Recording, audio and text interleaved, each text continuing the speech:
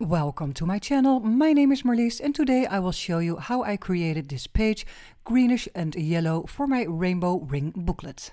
The last video that I did on this booklet was about a tag page in the colors blue and green, and for today I'm going to let it flow over into a greenish and yellow color. I am starting with a yellow paper out of the Backdrops package volume 5 from Tim Holtz. I also cut out a shape with a die cut, and that will give you some space to add here a piece of transparency layer. The transparency is not cut into the right size, but that gives you some space to move your yellow paper around a bit and take the best position of the flowers. On this green piece of paper I will put some glue on the top, on one side and on the bottom, so when you place it on top of the yellow paper you have an instant pocket on the side. You can see on this side of the page that I have two layers, the yellow background and the beautiful greenish floral that we just glued down. And on top of that I would like to add a little pocket where I can stash some ephemera later on. After adding some ink, brown ink on the sides of this pocket, I'm ready to glue it down. And do not forget, it's a pocket, so you will have 3 sides with glue and the rest is open, so you can put in some ephemera. While the pocket is drying on the side, I decided to search for some pieces of ephemera in my color scheme, green and yellow. And I also got out one of those label frames from Tim Holtz, and I'm giving it a good coat of paint. And the paint that I used is the Distress Paint Rustic Wilderness. I have put the label frame to the side to dry, so I have my hands free to work on this project even further. I've got out my ephemera and my Archival ink vintage photo. Every piece of the paper will get a good rub of brown ink, and you can also use the paper distresser to roughen up the edges or take and tear some corners off. While I'm preparing my papers, I sometimes see a little clear area and I have an immediately idea to fill that up. I mostly use the Tim Holtz Remnant rubs because they are very thin and they blend in very well in the background and they are easy to apply.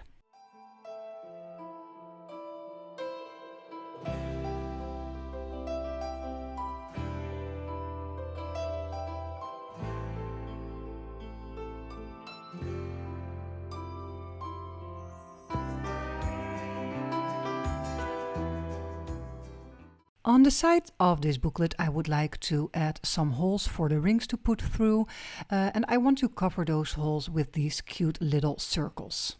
The circles are cut out of a leftover piece of backdrop, and I have cut them out with one of the die sets from Tim Holtz and Sizzix, and the die set is called Collector. I am ready to put in some of the ephemera, and it's just about playing around a bit, seeing how you want your papers to be. What do you want to be a focal point? What can go a little bit more into the background? And as soon as you have the right place for a piece, then just glue it down or staple it down with a tiny attacher. I am always looking for words, a sentence or some numbers, and while I am placing them in my ephemera collage, I am looking for a way that it will be placed in such a manner that it's quite visible.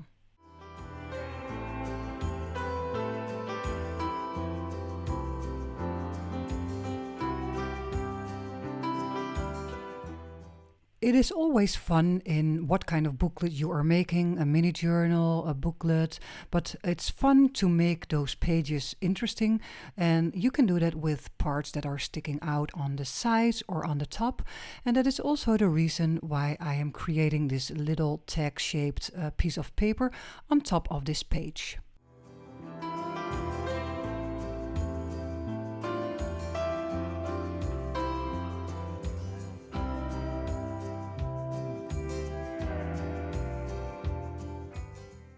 Only the green piece of paper on the top is not layered enough for me, so I'm looking for a piece of paper in one of the collage strips in a little bit of a different green tone to add on top of the green paper.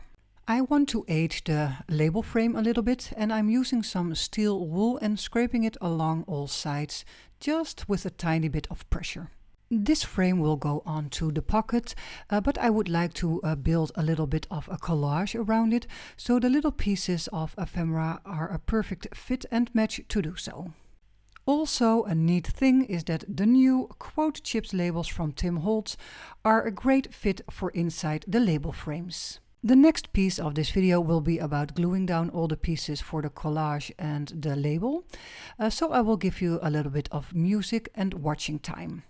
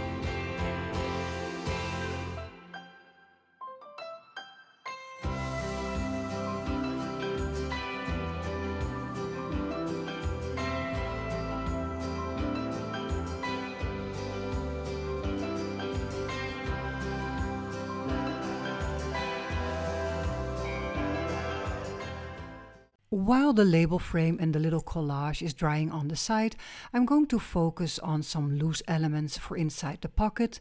And because I already worked in this ring booklet with some new Tim Holtz sparkled paper, I'm going to repeat some of those steps. So I've got out one of my die cuts of the flowers and used the paper, the sparkled paper, to make a nice flower cut.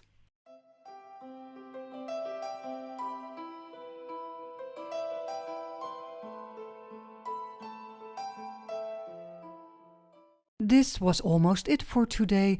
I will thank you for taking time to watch my video. If you like my content, please like, subscribe or comment down below. You can also come over on my Patreon page and support my work, or visit my little coffee shop where I offer some little digital kits. Thank you and have a great day. Bye!